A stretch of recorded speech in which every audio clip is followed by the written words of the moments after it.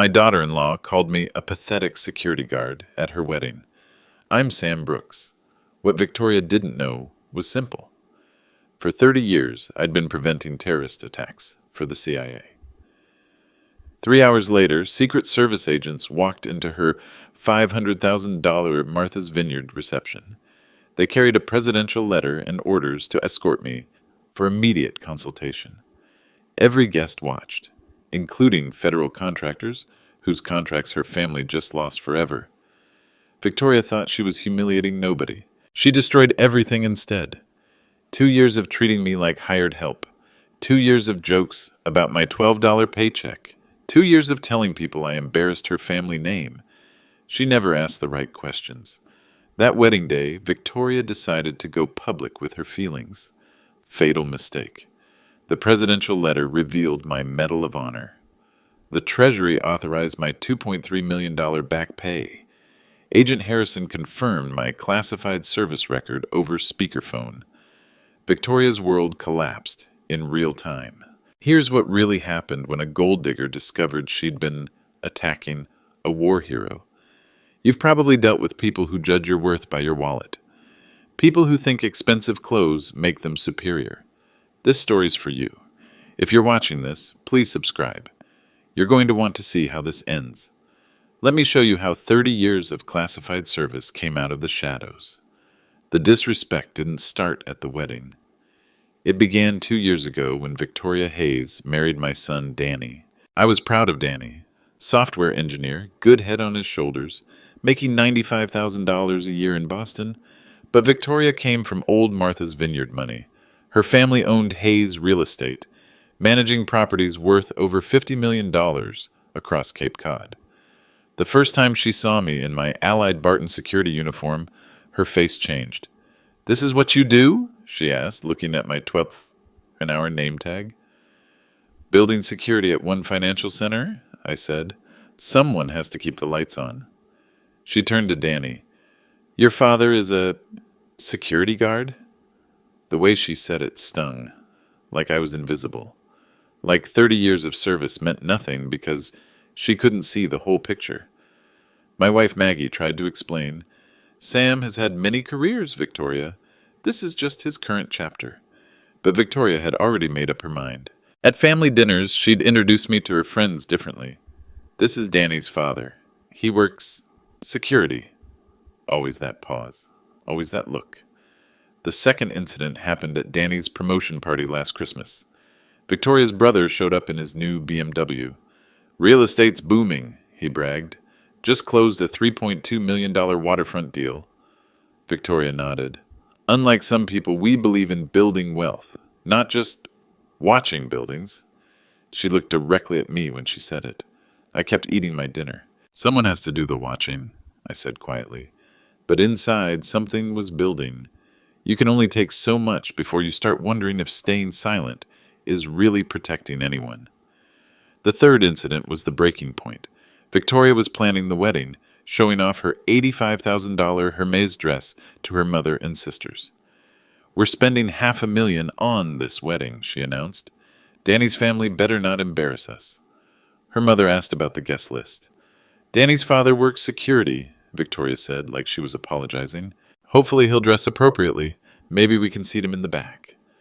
That's when Maggie finally spoke up. "Sam Brooks has served this country longer than you've been alive, Victoria." "Served how?" Victoria laughed. "By checking IDs at office buildings?" Maggie looked at me. I shook my head slightly. "Not yet." "You'll understand someday," Maggie said. But Victoria just rolled her eyes. "I understand perfectly. Some people dream big. Others settle for small." I lived in a modest $1,400 a month apartment in Cambridge, drove a 2019 Honda Civic with 78,000 miles, shopped at Stop and Shop with coupons. By every measure Victoria cared about, I was exactly what she thought. A failure. What she didn't know was that I chose this life. After 3 decades of classified operations, midnight flights to countries that don't officially exist, and threats that would give most people nightmares, I wanted normal. I wanted to sit in a quiet lobby, check badges, and go home to Maggie without wondering if someone had followed me. But normal comes with a price. People judge what they can see. They don't ask questions about encrypted phones that ring at 3 a.m. They don't notice when you instinctively check exit routes in every room. They definitely don't recognize the significance of mail addressed from Washington, D.C. Victoria saw a 61-year-old man in a security uniform making $12 an hour. She had no idea she was looking at someone who'd received 3 Purple Hearts and prevented attacks that would have made 9/11 look like a warm-up. But that was about to change. Because on July 4th weekend, 2024, at the most expensive wedding Martha's Vineyard had seen all summer, my classified past and Victoria's public arrogance were about to collide, and 180 of New England's most powerful people were going to witness every second of it. The stakes weren't just about hurt feelings. This was tearing my family apart. Danny was caught in the middle, trying to keep peace between his wife and his father. I watched him lose weight, work longer hours, anything to avoid coming home to the tension. "Dad, maybe you could, I don't know, explain your background to Victoria?" he asked me one evening. "Son, some things are classified for good reasons. But she thinks you're—" He stopped himself. "A loser?" Danny's silence was answer enough. The financial pressure was real too. Victoria wanted a wedding that would impress her Martha's Vineyard circle. $500,000 wasn't just showing off. It was Victoria's way of proving the Hayes family hadn't made a mistake, letting their daughter marry a security guard's son.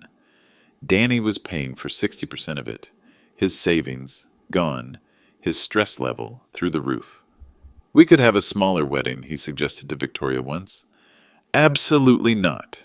My family has standards. We're not having some backyard barbecue because your father can't afford to contribute."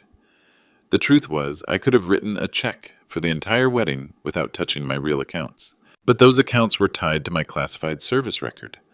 Opening them meant opening questions I wasn't ready to answer. So I contributed what a $12 an hour security guard could afford, $2,400. Money that came from exactly where Victoria thought it came from. She made sure everyone knew. "Sam gave us his little contribution," she told her mother during wedding planning. "Every bit helps, I suppose." The real stakes went deeper than money. This was about identity, family, and what happens when someone you love chooses pride over truth. Maggie was furious. 30 years, Sam, 30 years you've kept quiet about everything. How long are you going to let her treat you like this? Until it threatens the family's stability. It's already threatening the family's stability. She was right. Danny had started avoiding family dinners. When he did show up, he looked exhausted, like he was fighting a war on 2 fronts. Victoria, meanwhile, was getting bolder. She started making comments in front of Danny's co-workers. "Sam works security at some office building downtown. It's honest work." Always that pause, always that tone that suggested honest work was the consolation prize for people who couldn't do better. But the real breaking point came 3 weeks before the wedding. Danny called me at 11 p.m. "Dad, Victoria's threatening to uninvite you." "What?" "She says you'll embarrass her family. She wants to seat you at a back table with the vendor staff." I felt something cold settle in my chest. "What did you tell her?" "I told her absolutely not. You're my father. You'll sit at the family table or I'll call off the wedding." That's when I realized the stakes had changed.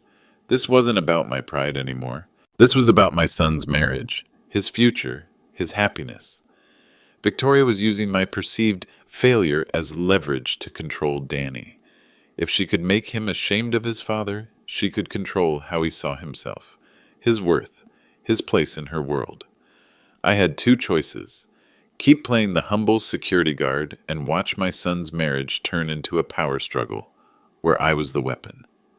Or reveal enough truth to level the playing field. But there was a third option I hadn't considered. What if Victoria revealed her true character so publicly, so dramatically, that the choice was made for me? What if I just waited? The wedding was scheduled for July 4th weekend at Martha's Vineyard Yacht Club. 180 guests, including federal contractors, politicians, and 3 people who owed their lives to operations I'd led. Victoria had spent months planning the perfect stage to showcase her family's superiority. She had no idea she was about to perform on a stage where some audience members knew exactly who I really was. "Danny," I said finally, "tell Victoria I'll be there. Front table, family seating, and I'll be bringing a guest." "Who?" "Your mother deserves to see this." Because Maggie had kept my secrets for 30 years. She'd watched me come home with injuries I couldn't explain, take calls I couldn't discuss, and disappear for weeks at a time on assignments that officially never happened.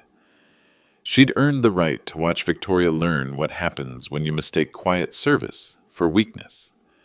The wedding was 3 weeks away. Victoria was about to get the public showcase she'd always wanted. She just didn't know what kind of show it was going to be. 3 days before the wedding, Victoria's mask finally slipped completely. We were at the rehearsal dinner at the Martha's Vineyard Yacht Club. 60 close family and friends, all seated around elegant tables overlooking the harbor. Victoria stood up to make a toast. "I want to thank everyone for being here," she began, holding her champagne glass. "This weekend represents everything our families value: success, tradition, and excellence." She looked at her parents' table where her father, Richard Hayes, nodded approvingly. He'd built Hayes Real Estate from 3 properties to a $50 million portfolio. Old Martha's Vineyard money, the kind that comes with social expectations. "Tomorrow, I'm marrying the most wonderful man," Victoria continued, looking at Danny. "Someone who shares my commitment to building something meaningful." Then her eyes found me. "We believe in surrounding ourselves with people who inspire us to reach higher. People who understand that success isn't an accident. It's a choice."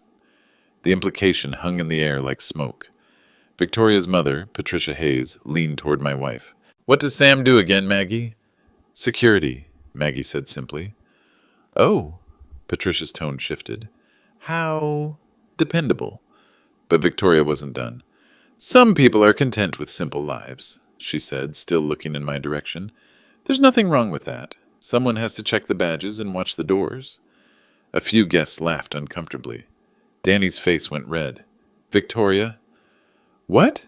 I'm just saying everyone has their place. Some people dream big, others—" She shrugged. "Others do what they can." That's when I stood up. The room went quiet. Victoria looked surprised. She wasn't used to me responding publicly. "May I?" I asked, gesturing toward my water glass. Victoria couldn't say no without looking petty. "Of course." I lifted my glass. To understanding that service comes in many forms. Some people serve openly. Others serve quietly. Both matter. I took a sip and sat down. Victoria's confidence faltered slightly, but she recovered. "Exactly. Everyone contributes what they can." But something had shifted. I'd drawn a line, and she'd felt it. After dinner, she cornered Danny in the hallway. "Your father embarrassed me. He made a toast. He made a point. In front of my family." I was standing close enough to hear every word. "Victoria, he's my father. He's a security guard, Danny. My family built this community. They employ hundreds of people. They don't need lectures about service from someone who checks IDs." "That's enough." "Is it? Because tomorrow, in front of everyone who matters on this island, your father is going to sit at our family table. What do you think that says about us?" Danny looked exhausted. "It says we're family. It says you're not serious about your future." I stepped around the corner. Both of them froze. "Problem?" I asked quietly. Victoria's face flushed. "We were just discussing seating arrangements." "I heard." For a moment, nobody spoke. Victoria was calculating, trying to figure out if I'd heard enough to cause real trouble. "Sam," she said finally, "I hope you understand this wedding is very important to my family." "I understand completely." "Good. Because tomorrow there will be some very influential people here. Federal contractors, politicians, business leaders. First impressions matter." "They do." Victoria studied my face, looking for anger, hurt, anything she could use, but I kept my expression neutral. "I'm sure you'll represent the family appropriately," she said. "I always do." But as she walked away, I heard her whisper to Danny, "We'll discuss this later." The next morning, July 4th, 2024, I put on my best suit. Navy blue, nothing flashy, the kind of outfit a security guard might wear to his son's wedding. Maggie watched me get dressed. You're really going to let her humiliate you in front of 180 people? I'm going to let her show everyone who she really is. And if Danny gets hurt in the crossfire? I looked at my wife of 32 years. Danny's about to learn something very important about the woman he married. Better now than after kids are involved. Maggie nodded slowly. The encrypted phone's been buzzing all morning. I know. Agent Harrison? Among others. Sam, are you sure about this? I finished adjusting my tie. Victoria wants to make a public statement about family values and social status. She's about to get her wish. In front of everyone? In front of everyone. Because sometimes the only way to stop a bully is to let them push so far, so publicly, that everyone can see exactly who they are. Victoria wanted to put me in my place. She was about to learn what my place actually was. The morning of the wedding, strange things started happening that Victoria couldn't ignore. First, there was the phone call. I was getting coffee in the hotel lobby when my encrypted BlackBerry rang. The one with the government seal on it. Brooks? Sam, it's Harrison. We need to talk. Agent Harrison White, my former CIA partner, now deputy director. Victoria was standing 10 feet away, close enough to hear my tone change. Not today, Harrison. Family wedding. That's exactly why we need to talk. Check your secure email. I hung up and turned around. Victoria was staring at the phone. Interesting ringtone, she said. Very official sounding. Work phone, I said simply. For building security? Everyone's got a work phone these days. But I could see her mind working. Security guards don't get calls that make them use first names with government officials. The second thing happened at the venue. We were setting up for photos when 3 men in dark suits approached me. Excuse me, are you Samuel Brooks? Victoria's ears perked up. One of the men had an earpiece. All 3 had that unmistakable federal agent posture. Depends who's asking. Agent Morrison, Treasury Department. We need to verify your identity for security clearance purposes. Victoria stepped closer. Security clearance? For what? Agent Morrison looked at her, then back at me.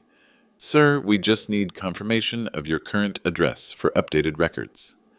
I rattled off my Cambridge apartment address. The agents nodded and walked away. Victoria grabbed my arm. Sam, what was that about?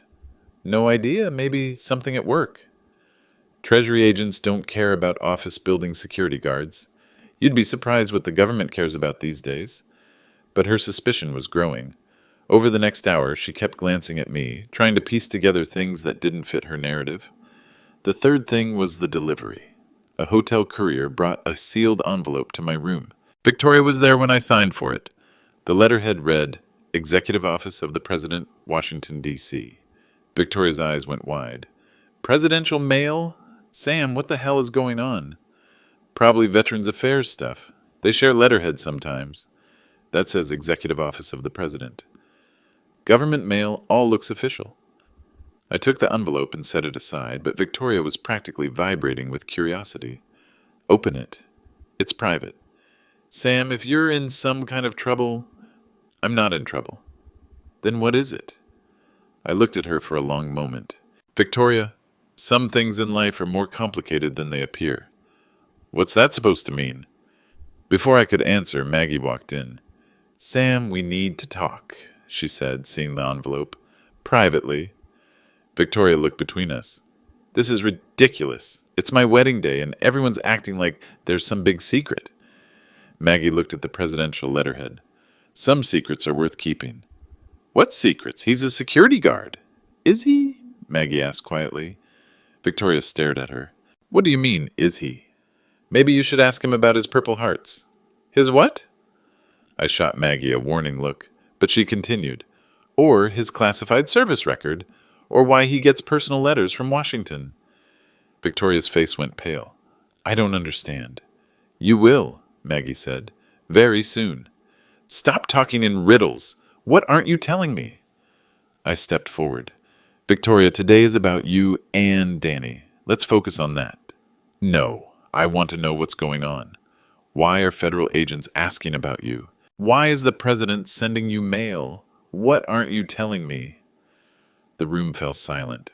Victoria was practically shaking with frustration and growing fear that she'd missed something crucial. You really want to know? I asked. Yes. I looked at Maggie, who nodded slightly. Then ask me again tonight, after the reception, in front of everyone. What? You want answers? Ask me in front of all your important guests. Ask me about my real background. Ask me about my service record. Ask me anything you want. Victoria's confidence wavered. What are you saying? I'm saying be careful what you wish for. Because in 3 hours she was going to get her chance. The wedding ceremony went smoothly. Victoria looked stunning in her $85,000 Hermes dress, and Danny couldn't stop beaming. For 2 hours, everything was perfect. Then came the reception. Martha's Vineyard Yacht Club had been transformed into something from a magazine. White roses, crystal chandeliers, a string quartet. 180 of New England's most influential people filled the ballroom. I spotted familiar faces in the crowd. Congressman Bradley from the House Intelligence Committee, defense contractor Margaret Stone, whose company owed 3 successful bids to intelligence I'd provided in 2019, federal judge Patricia Coleman, who'd presided over trials involving cases I'd built. They all knew me by reputation, even if they'd never seen my face. Victoria didn't know any of this. The trouble started during cocktail hour. Victoria was introducing her parents to Danny's co-workers when she spotted me talking to a distinguished older man in a navy suit. "Excuse me," she said, approaching us. "I don't think we've met." The man nodded politely. "Robert Sterling, Federal Procurement. Sam and I go way back." Victoria's eyes lit up. Federal procurement meant government contracts, which meant money and influence. "How do you know Sam?" she asked. Sterling glanced at me. I gave him the slightest shake of my head. "We've worked together on security matters," he said carefully. "Oh, you're in building security too?" Sterling's eyebrows went up. "Building security?" "Sam works security at one financial center in Boston," Victoria explained, like she was helping clear up confusion. Sterling looked at me, then back at Victoria. "I see." After he walked away, Victoria grabbed my arm. "That man clearly knows you from something more than building security."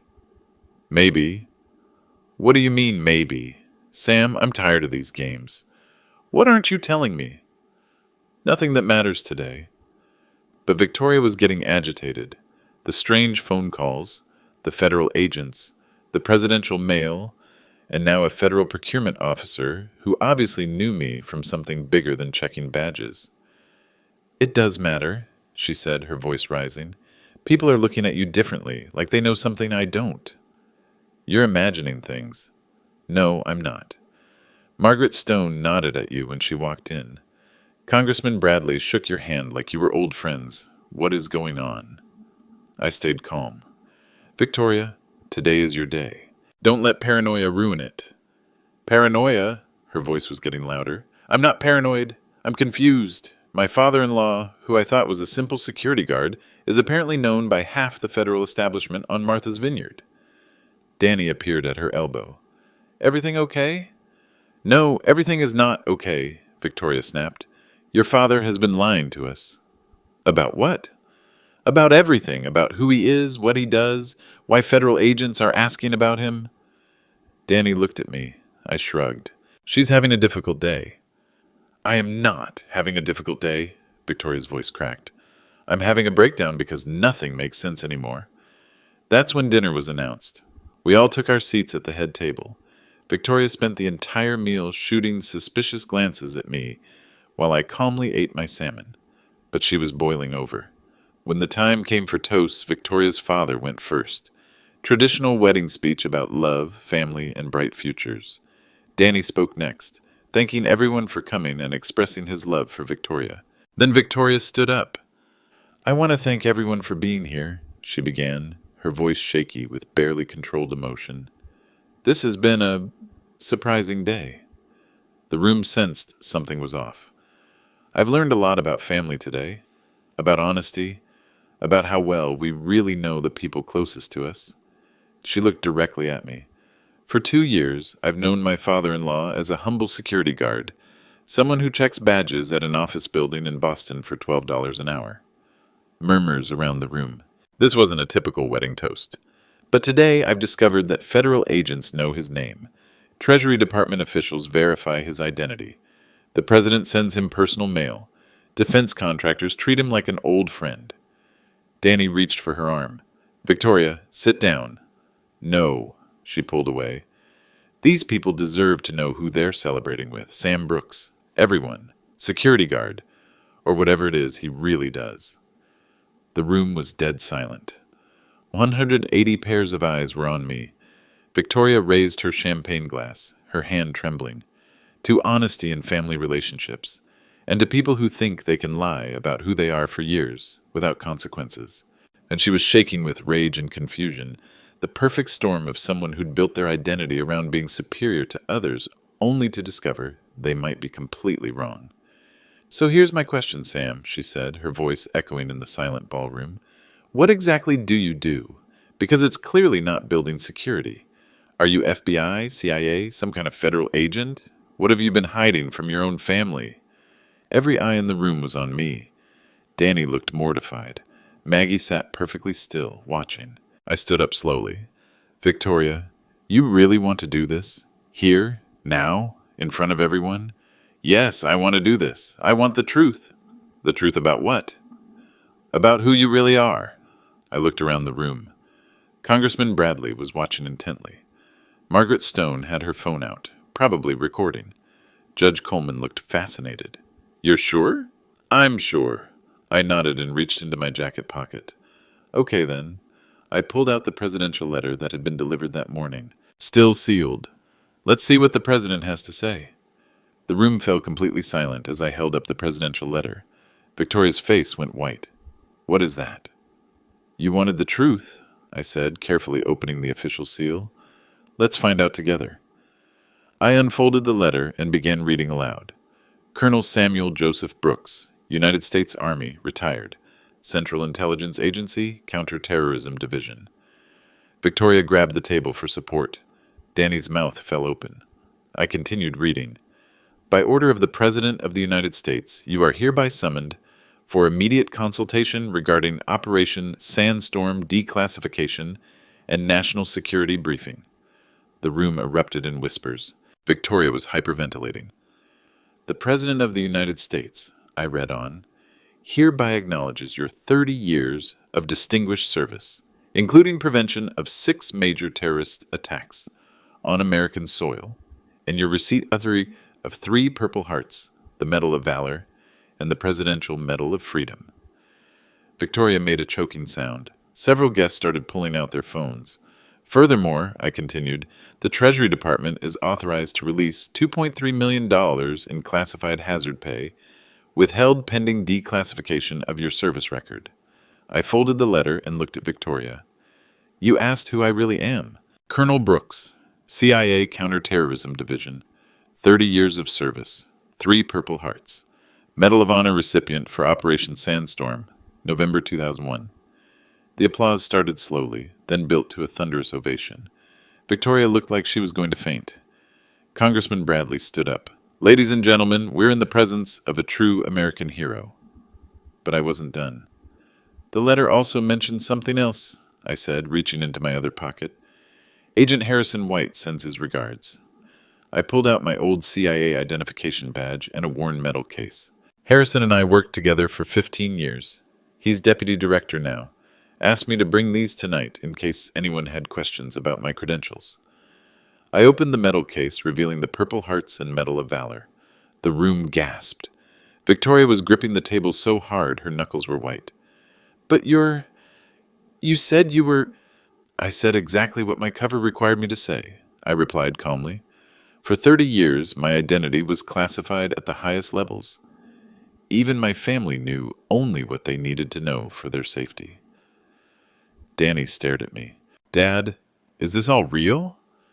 It's real, son. Victoria finally found her voice. For 2 years, you let me think.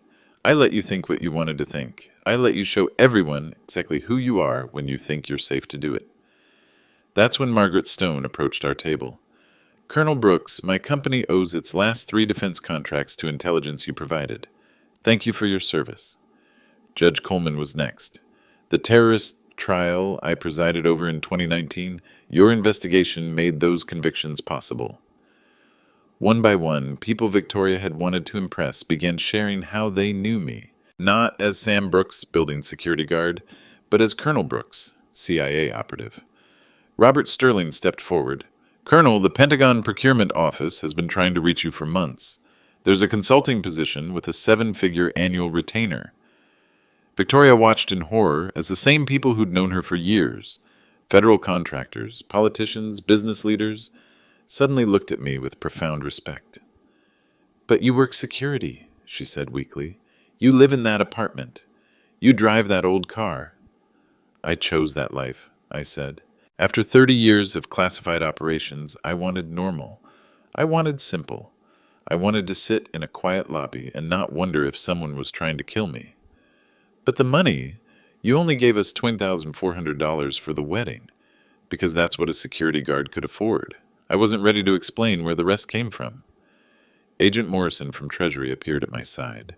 Colonel Brooks, we have your back pay authorization, $2.3 million, as specified in the presidential order. He handed me an official Treasury check. Victoria saw the amount and made a sound like a wounded animal. Additionally, Agent Morrison continued, the Secret Service has been instructed to provide protective detail during your transition back to active consultation status. Victoria stared at him. Secret Service? Ma'am, Colonel Brooks prevented chemical weapons attacks that could have killed tens of thousands of Americans. There are still active threats against him. The full weight of what she'd done was finally hitting Victoria. She'd spent 2 years publicly humiliating someone who dedicated his life to protecting people like her. Wait, she whispered. This can't be real. I pulled out my encrypted phone and dialed a number. It rang once. Brooks. Harrison, it's Sam. I'm at my son's wedding. Victoria here has some questions about my service record. I put the phone on speaker. Agent Harrison White's voice filled the silent ballroom. Good evening, everyone. This is Deputy Director Harrison White, Central Intelligence Agency. I'm calling to confirm that Colonel Samuel Brooks is indeed one of America's most decorated intelligence officers. Victoria was gripping the table, swaying slightly. Colonel Brooks spent 30 years in deep cover operations, Harrison continued via speakerphone. His work prevented the 2001 chemical attack on New York subway systems, the 2008 biological weapons plot in Los Angeles, and 4 other major terrorist operations. The room was completely silent except for Victoria's rapid breathing. He received the Medal of Honor for Operation Sandstorm, where he led a 12-man team into Afghanistan to prevent a chemical weapons attack. Despite severe injuries, he completed the mission and extracted all team members alive. Harrison paused. Colonel Brooks had been living under light cover since retirement, working private security to maintain his operational instincts. Many of our finest operatives choose humble occupations after classified service. I ended the call and looked at Victoria. Any other questions about my background? She was crying now, her designer makeup running down her cheeks. I ruined everything. You revealed everything, I corrected. There's a difference, because the truth was finally out. Not just about my service record, but about what kind of person Victoria really was when she thought she was safe to show it. And 180 of Martha's Vineyard's most influential people had witnessed every second of it. The applause erupted again. People were standing, giving me a sustained ovation. Victoria stood frozen, watching her entire worldview collapse in real time. The immediate aftermath was devastating for Victoria. Within minutes of the revelation, the social dynamics of the entire reception had shifted. People who'd barely acknowledged me before were now approaching with newfound respect. Colonel Brooks, said William Harrison, owner of Harrison Maritime Industries, I had no idea. My company has benefited from CIA intelligence for years. Thank you for your service. Victoria watched in stunned silence as her own social circle, people she'd grown up with, families she'd known for decades, suddenly treated me like visiting royalty. But the real consequences began when she tried to salvage the situation. Everyone, she announced, attempting to regain control of her own wedding reception. "I think there's been a misunderstanding about my appreciation for Sam's service." The room turned to look at her. Judge Coleman raised an eyebrow. "I've always respected Sam's contributions," Victoria continued, her voice shaking. "Perhaps I didn't express it properly earlier." Congressman Bradley, who'd heard her entire public tirade, stepped forward. "Ms. Hayes Brooks, we all heard your toast. You called a Medal of Honor recipient a liar and demanded he justify his service record at his son's wedding." Victoria's face went crimson. "I was just confused. I didn't understand." "You understood perfectly," said Margaret Stone. "You thought he was beneath your family's status. You made that very clear. But the social circle Victoria had spent years cultivating was now watching her try to backtrack from public statements they'd all witnessed. "I think," said Robert Sterling from Federal Procurement, "we've all learned something important about character tonight." Victoria looked around desperately for support, but found none. Even her own family members were looking uncomfortable. "Sam," she said, turning to me with tears streaming down her face, "please tell them I didn't mean—" I kept my voice calm and measured.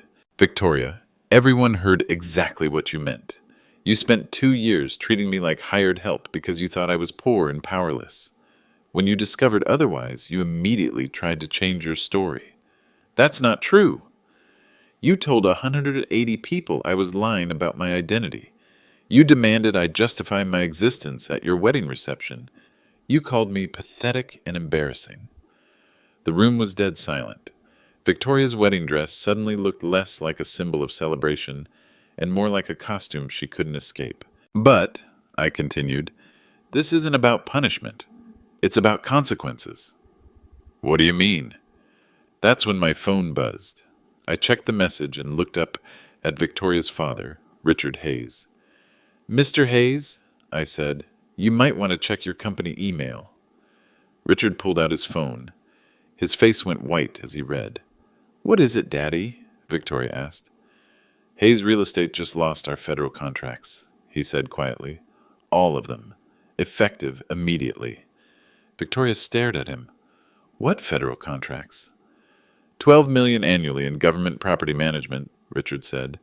$12 million annually in government property management," Richard said, his voice hollow. "Military housing, federal office leases, VA hospital properties, they're all being reviewed for security considerations." Victoria turned to me. "You did this?" "I didn't do anything," I said calmly. "But federal agencies take security very seriously.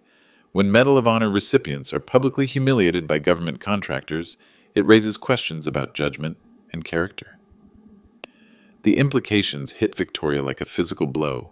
Her family's business, the foundation of their wealth and social status, was collapsing in real time. "This is inane," she whispered. "You can't destroy our livelihood because I hurt your feelings." "Victoria," said Congressman Bradley, "you didn't hurt his feelings. You attacked a decorated war hero at a public event attended by federal officials and contractors. You questioned his integrity and demanded he justify his service record." Margaret Stone nodded.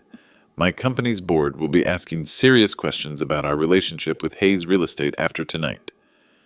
Victoria looked around the room in growing panic. The same social network she'd used to build her identity was now discussing her family's reputation like it was toxic waste. "But this was just a misunderstanding," she pleaded. "No," I said quietly. "This was you showing everyone who you really are when you think you're safe to do it." Danny finally spoke up. "Victoria, Dad's right. This wasn't a moment of confusion. You've been treating him like this for 2 years. You're taking his side? I'm taking the side of basic human decency." Victoria's last hope that her husband would defend her evaporated. She was completely alone in a room full of people who just watched her reveal her true character. "The check," she said suddenly, staring at the $2.3 million Treasury payment still in my hands. "That money, it's real?" "It's real." "So you're wealthy?" "I'm comfortable." Victoria's mind was reeling. "All this time, you could have contributed more to the wedding. You could have helped Danny with his student loans. I could have enabled your belief that money determines worth. I finished. Instead, I let you show everyone exactly what you value. The final blow came when Victoria's mother, Patricia Hayes, approached our table. Sam, she said formally, on behalf of our family, I apologize for my daughter's behavior. It was inexcusable. Victoria stared at her mother. Mom? Victoria, I'm ashamed. This man has served our country with distinction for 30 years, and you treated him like hired help. But you agreed with me. You said his job was... You said... I said what I thought was expected in polite conversation. I didn't publicly humiliate a war hero at my daughter's wedding. Victoria realized she was truly isolated.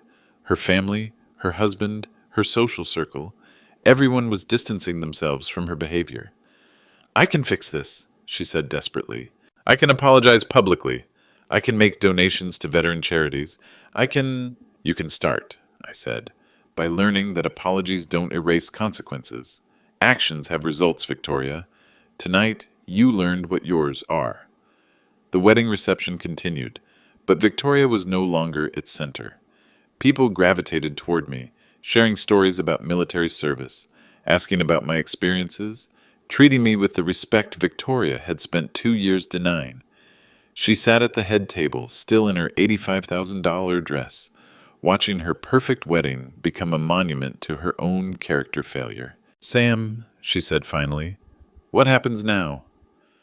I looked at my daughter-in-law, a woman who'd spent 2 years trying to make me invisible, only to discover she'd been attacking someone who dedicated his life to protecting people like her.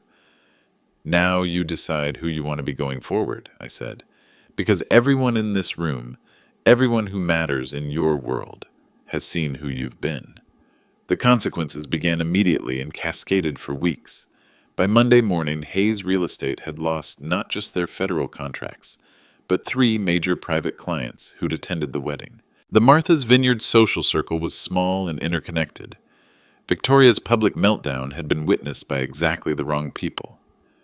$12.7 million in annual revenue, Richard Hayes told me when he called Tuesday afternoon. Gone. I'm sorry to hear that, Richard. Are you? Because this feels like retaliation. It's not retaliation. It's consequences. Federal agencies don't maintain contracts with companies whose leadership publicly attacks veterans. It's a liability issue. The truth was more complex. I hadn't made any calls or pulled any strings, but when the wedding videos hit social media, and they did within hours, federal procurement offices began reviewing their contractor relationships as a matter of routine security protocol. Victoria's performance had been captured on multiple phones. The video of her demanding I justify my service record while holding a presidential letter was viewed 2.8 million times in the first week. The comments section was brutal. Imagine humiliating a war hero at your own wedding. This woman just destroyed her family's business on live video. Gold digger finds out father-in-law saved America. Victoria tried to control the narrative. She released a statement through her family's public relations firm. I deeply regret my comments at our wedding reception. I was experiencing stress and confusion about information that had been withheld from our family. I have nothing but respect for our military heroes and my father-in-law's service to our country. But the damage was done. The video showed exactly what kind of person Victoria was when she thought she held all the power. Social media wasn't interested in her explanations. The financial consequences multiplied. Hayes Real Estate's remaining clients began canceling contracts, citing reputational concerns. Their Martha's Vineyard properties, marketed to federal officials and defense contractors, became impossible to lease. We're looking at bankruptcy, Patricia Hayes told Maggie during a tense phone call I overheard. Victoria's outburst has destroyed 40 years of business relationships. But the social consequences were even more devastating. Martha's Vineyard Society operates on reputation and relationships. Victoria had spent her entire life building status within that community. In one evening, she'd burned it all down. The yacht club quietly suggested the Hayes family take some time away from social events. Charity boards began declining Victoria's volunteer applications. Former friends stopped returning her calls. It's like we have the plague, Victoria told Danny during one of their increasingly frequent arguments. People crossed the street to avoid talking to me. Danny was struggling too. His coworkers had seen the video. His boss, a Navy veteran, called him into the office for a conversation about family values. I'm not responsible for my wife's behavior, Danny told him. No, but you're married to someone who publicly attacked a Medal of Honor recipient. That raises questions about judgment. Danny came home that night looking exhausted. Victoria, we need to talk. I wasn't there for that conversation, but Maggie filled me in later. Danny had given Victoria an ultimatum.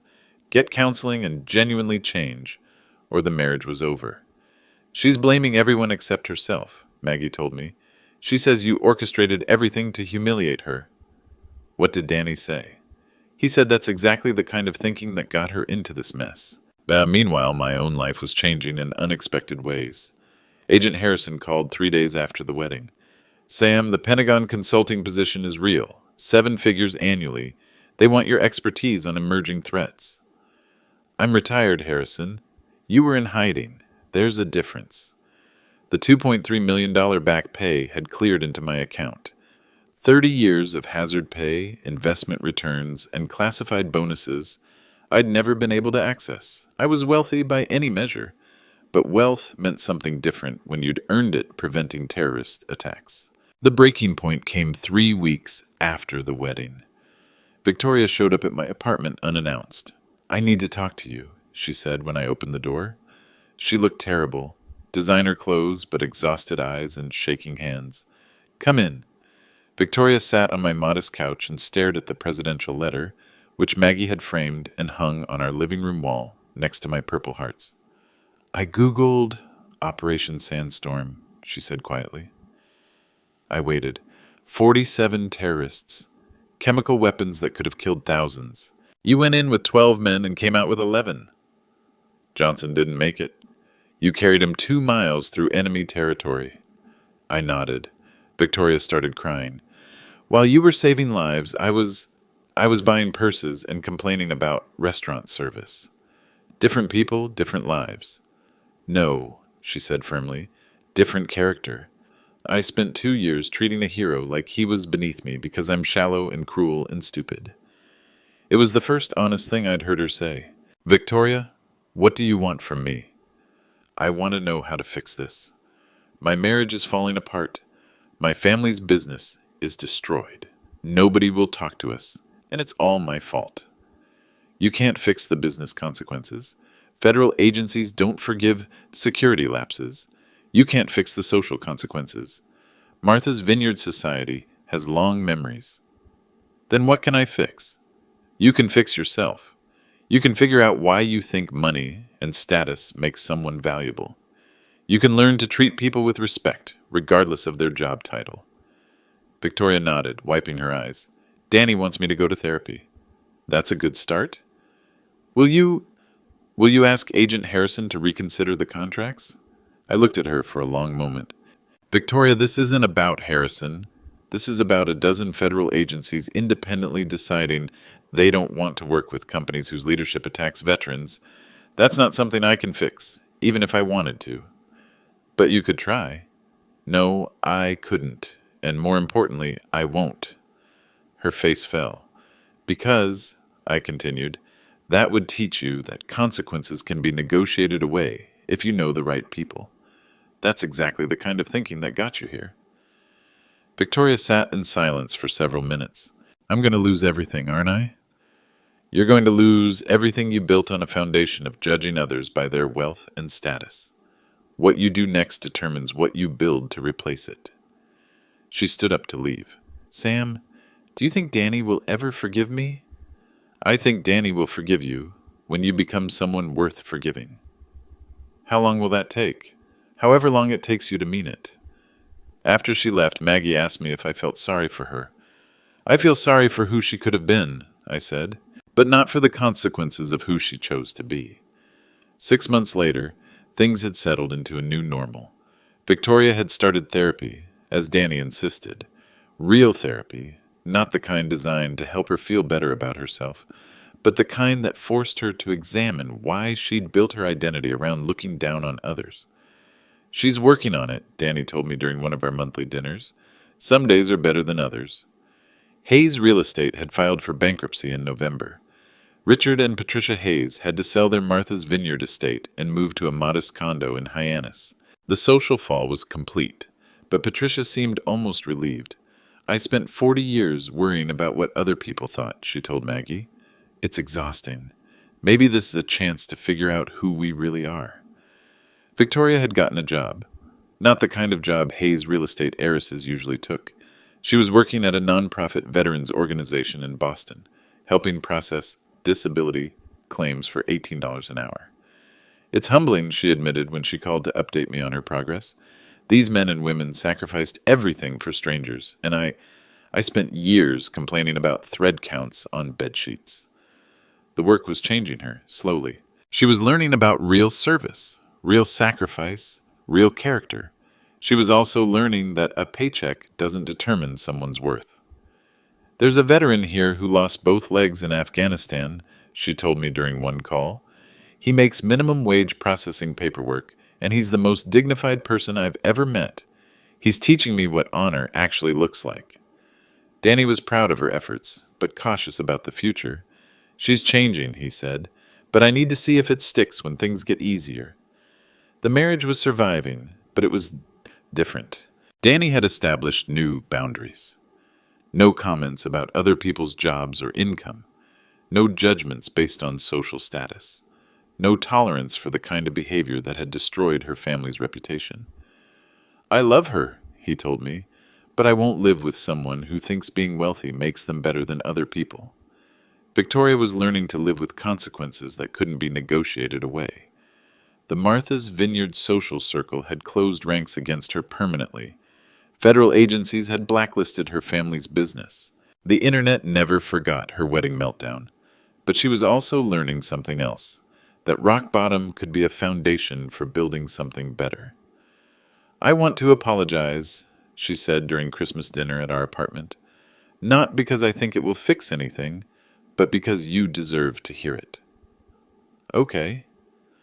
I spent 2 years treating you terribly because I thought your job made you less important than my family. I was wrong about your job, but more importantly, I was wrong about what makes someone important. She looked around our modest living room, the presidential letter on the wall, Maggie's nursing school graduation photo, Danny's childhood pictures, my purple hearts in their simple frames. This is what matters, she said. Family, service, character, not the size of your house or the price of your car. Do you believe that, or do you just think you should believe it? Victoria considered the question carefully. I'm learning to believe it. Some days I have to remind myself, but I'm trying. That was honest, and honesty was progress. Victoria, you don't need my forgiveness. You need to forgive yourself for wasting years of your life on things that don't matter. How do I do that? By building something better going forward. By treating people with respect, regardless of their bank account. By raising kids who understand that service matters more than status. She nodded. Danny and I have been talking about kids. What have you decided? That any child we raise will know their grandfather is a hero, and they'll know that heroes come in all kinds of uniforms. After dinner, as we cleaned dishes, Victoria asked me one final question. Sam, do you think people can really change? I thought about my own life. 30 years in the shadows, then 3 years choosing to be invisible in a different way. People make choices every day about who they want to be. I think people can choose to change, I said. The question is whether they want to badly enough to do the work. I want to. Then you will. As they left that night, Danny hugged me goodbye. Thanks, Dad. For everything. For what? For showing me what integrity looks like. For teaching Victoria what character means. For proving that quiet strength is stronger than loud wealth. After they drove away, Maggie and I sat on our couch, looking at the presidential letter on our wall. Any regrets? She asked. About which part? About staying quiet for so long. About letting her treat you that way. I thought about it. No regrets. She needed to show everyone who she really was. Now she has the chance to become someone better. And if she doesn't, then Danny knows what he's dealing with, and he can make informed decisions about his future. Because sometimes the greatest gift you can give someone is the rope to either climb out of their hole or hang themselves with their own choices. Victoria was learning to climb. If you enjoyed this story, please subscribe and let me know in the comments where you're watching from. Have you ever had to set boundaries with family members who didn't respect your worth? Share your story below.